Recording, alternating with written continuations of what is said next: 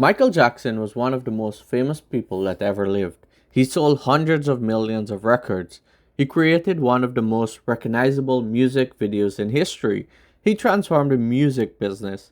And at the height of his career, he was one of the most valuable entertainers on earth. But behind the moonwalk, the sequin glove, and the stadium concerts was something much bigger, a business empire.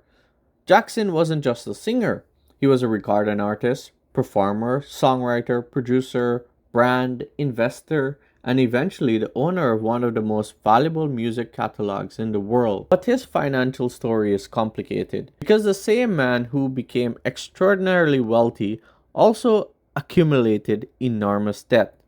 He owned valuable assets worth hundreds of millions of dollars, yet at various points he struggled to meet financial obligations, and his business decisions became increasingly controversial. This is the business story of Michael Jackson. Michael Jackson's business career began when he was still a child. In the late 1960s, Michael Jackson and his brother became known as the Jackson 5. The group signed with Motown Records and quickly became a massive commercial success. The first four singles reached number 1 on Billboard 100, but the Jackson family relationship with the music business was complicated. The Jackson 5 were generating enormous revenue, but the young performers didn't necessarily control the business surrounding their music. Michael was learning an important lesson. Being famous isn't the same as owning the business. That distinction would become extremely important later in his career. Michael eventually separated his solo career from the Jackson 5. Then came the album that changed everything, Off the Wall.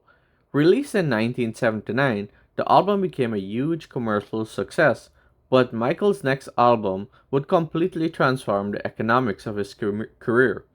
That album was Thriller. Released in 1982, Thriller became one of the most commercially successful albums in music history. It generated enormous sales, but Jackson didn't simply make money by selling records, he understood something that artists didn't. The music itself could become a brand. The Thriller music video wasn't treated like a simple promotional clip. It was produced like a movie. Jackson invested heavily in production, and this strategy worked. MTV exposure helped turn Jackson into a global phenomenon. The music became an event, and the album kept selling. This was a major lesson in entertainment economics. Spend money creating something spectacular, and you could potentially make more money from the attention it generates. Thriller was essentially a short film. That meant Jackson wasn't simply selling a song, he was selling an experience. This helped establish the modern music video blockbuster, and Jackson continued the strategy with the video such as Bad, Smooth Criminal, Black or White, Remember the Time. The bigger the production, the more attention Jackson received, and attention translated into record sales. One of the most famous corporate partnerships was with Pepsi. In 1983, Jackson and his brother signed a major endorsement deal with the company. The partnership was worth millions of dollars. Jackson's celebrity was now being monetized outside the recording industry, but the relationship became infamous after a 1984 accident during the filming of a Pepsi commercial. Pyrotechnics accidentally ignited Jackson's hair. He suffered serious burns to the scalp. The incident became one of the most famous accidents in advertising history. Pepsi reportedly paid Jackson a substantial settlement.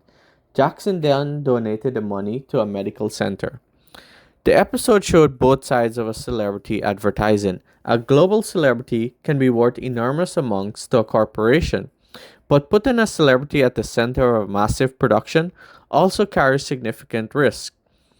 Man, Pepsi really has a bad record with partnering with celebrities. Jackson's most important business move wasn't a music album, it was an investment. In 1985, Jackson purchased the ATV Music Publishing catalog. Why was that important? Because owning a music publishing catalog can mean owning the rights to songs. Whether those songs are commercially used, the copyright owners can potentially receive royalties. To understand Jackson's genius here, you need to understand the difference between recording and publishing. Imagine an artist records a song, then there can be rights associated with the actual recorded, but there's also the underlying composition, the lyrics and music. Publishing rights can generate money whether a composition is licensed or commercially exploited. Jackson understood something important. Songs can be assets. A hit song isn't just something you can listen to, it can produce income for decades. And Jackson had purchased a portfolio of them. Here's where the story gets complicated. Michael Jackson was extremely wealthy, but he also spent money at an extraordinarily high rate. He owned enormous properties, he employed large staff, he spent heavily on entertainment, he invested in elaborate projects, and he reportedly accumulated substantial debt. This created a bizarre financial situation. Jackson could own extremely valuable assets while simultaneously having enormous financial obligations.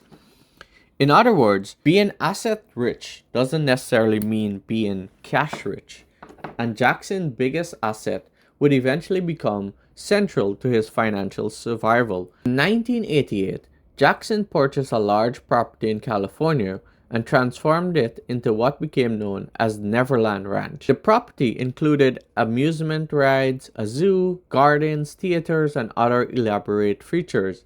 It wasn't simply a home, it was essentially a private entertainment complex, but it also had extraordinarily expensive maintenance fees, employees, securities, animals, land, utilities, and the list goes on. Neverland became a symbol of Jackson wealth. In 1993, allegations of sexual abuse involving a minor were made against Jackson. The case was resolved through a civil settlement with no admission of wrongful doing by Jackson. The settlement was widely reported as being worth millions of dollars. Importantly, the settlement was a civil matter and did not establish criminal guilt, but the allegation had enormous consequences for Jackson's reputation. In 2003, Jackson was again accused of child abuse. This time, prosecutors brought criminal charges. Jackson once again denied the allegations and maintained his innocence. The case went to trial in 2005, and the jury acquitted Jackson of all charges. This distinction is extremely important.